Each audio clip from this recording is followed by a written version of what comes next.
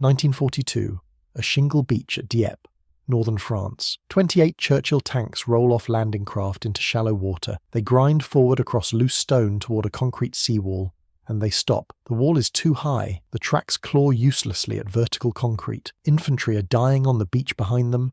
Destroyers are burning offshore, and every single tank that made it ashore is now trapped between the English Channel and a slab of reinforced concrete less than 5 feet tall. Operation Jubilee was a disaster. Over 900 Canadians were killed, nearly 2,000 more were taken prisoner, and the lesson was as brutal as it was simple. A tank that cannot cross an obstacle is not a weapon, it is a coffin. Within 18 months, British engineers would answer that lesson with one of the strangest armoured vehicles ever built, a Churchill tank with no turret, no gun, and no means of fighting back. A vehicle whose entire purpose was to drive into a ditch, a river, or a gap in the earth, lower a pair of steel ramps, and sit there while 30-ton tanks drove directly over its back. The crew stayed inside. Its designation was the Churchill ARK, the Armoured Ramp Carrier, and it was the vehicle that turned obstacles into roads. To understand why the ARK existed, you need to understand the problem Britain faced after Dieppe. The beaches of northern France were not open highways, they were layered with concrete walls, anti-tank ditches, craters, and engineered gaps designed to trap armour in kill zones. Any invasion force that could not cross those obstacles in the first minutes of an assault would die on the sand. The British Army knew this, and so did Major General Percy Hobart. Hobart was one of the most brilliant and difficult men in British military history. A pioneer of armoured warfare, he had been forced into retirement in 1940 and was serving as a lance corporal in the Home Guard when Winston Churchill personally intervened to reinstate him. By 1943, Hobart commanded the 79th Armoured Division, a formation unlike any other in the British Army. Its sole purpose was to build specialist armoured vehicles that could solve specific battlefield problems: swimming tanks, flail tanks that beat minefields to death with spinning chains, flame-throwing Churchills, carpet-laying machines, and the ARK.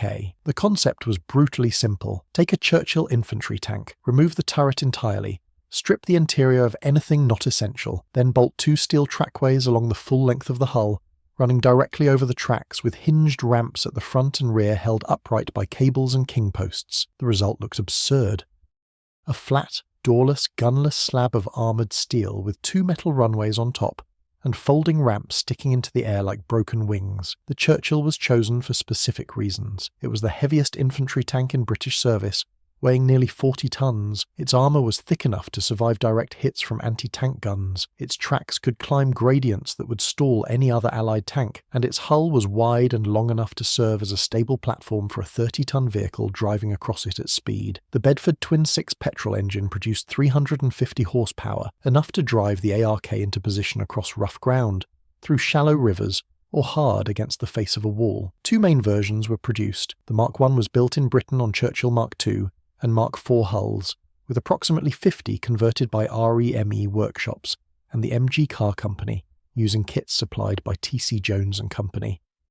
The rear ramp was longer than the front. The trackways were about 2 feet wide with cross members bolted on for grip. The Mark II came in 2 patterns. The British pattern, developed from July 1944, widened the left-hand trackway to 4 feet, so wheeled vehicles could also cross, and extended the ramps to 12 feet 6 inches. The Italian pattern, improvised by 8th Army workshops on Churchill Mark III hulls, used American treadway bridge ramps and had no trackways on the hull at all. Crossing vehicles drove directly on the Churchill's own tracks. A separate experimental variant, the Lakeman, kept its turret and gun but carried the trackways above turret height. It was deemed too tall and too steep for practical use and never saw combat. The most extreme version, the Great Eastern, designed by Major Cecil Vanderpeer Clark, used rocket-deployed ramps and weighed nearly 48 tons. 10 were built. 2 reached France. Neither was ever used in action.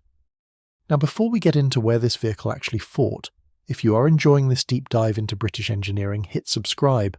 It takes a second, costs nothing, and helps this channel keep producing content like this. The widely repeated claim that the ARK Mark I fought on the Normandy beaches on the 6th of June, 1944 is almost certainly wrong. The most detailed sourcing, including Imperial War Museum photograph captions and the Tank Museum's own records, indicates that the Mark I served as a development and training vehicle in England. The famous photographs of tanks climbing walls via an ARK were taken at the Saxmundham training area on the 13th of February 1944, not in Normandy. The genuine assault wave funnies on the beaches were the Sherman Crab, the Sherman DD, the Churchill AVRE, and the Churchill Crocodile. The ARK's war would begin somewhere else entirely, Italy, October 1944.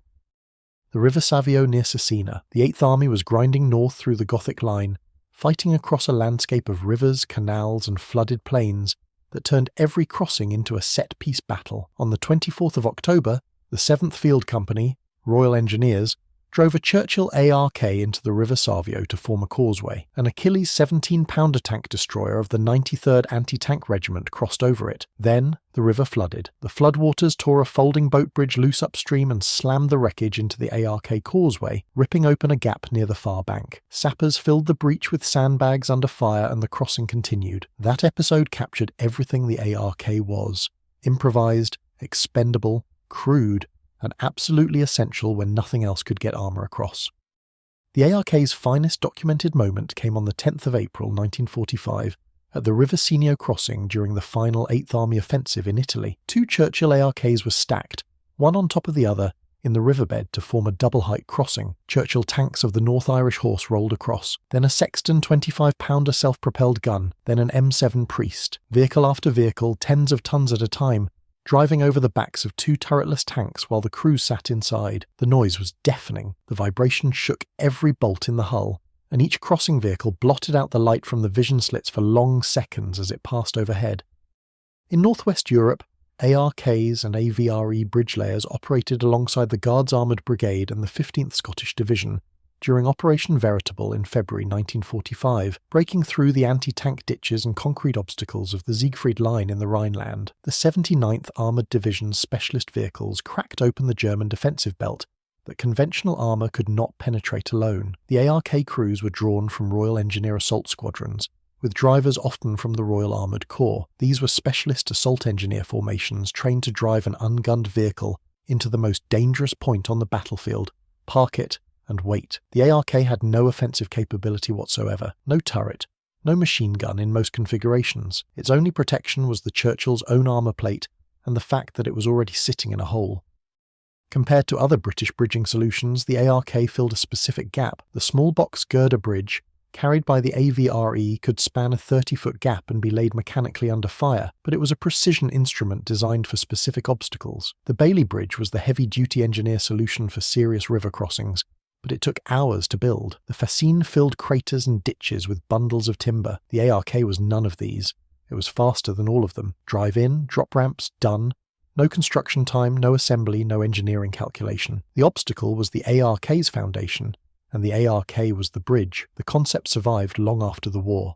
The Churchill twin ARK, designated FV3901, paired 2 ARKs side by side to create a trackway wide enough for the Conqueror heavy tank.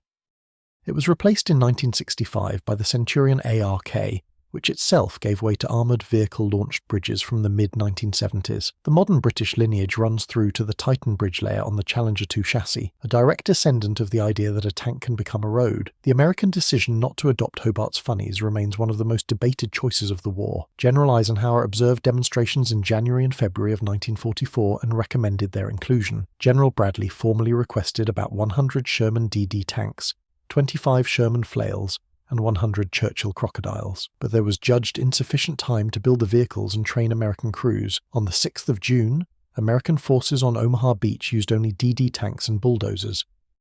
The near disaster that followed has been widely attributed in part to the absence of the engineering funnies that cleared the British and Canadian beaches. Surviving ARKs exist at the Royal Engineers Museum in Chatham, and in South Africa, at the School of Engineering in Kroonstad. The Tank Museum at Bovington displayed a post-war twin ARK, restored to running condition by the Churchill Trust, painted in the markings of 3 Troop, a squadron, North Irish Horse. 1942, a shingle beach at Dieppe. Churchill tanks trapped against a concrete wall while men died behind them. The vehicle that answered that failure had no gun. It had no turret. It could not fight. It could not retreat once committed. It carried no ammunition, fired no rounds, and destroyed no enemy positions. Its crew volunteered to drive into the worst point on the battlefield, sit in a steel box, and let friendly tanks drive over their heads. It was too slow for pursuit, too vulnerable for independent action, too specialised for any role except the one it was built for, and yet it worked. On the rivers of Italy, in the floodplains south of the Po,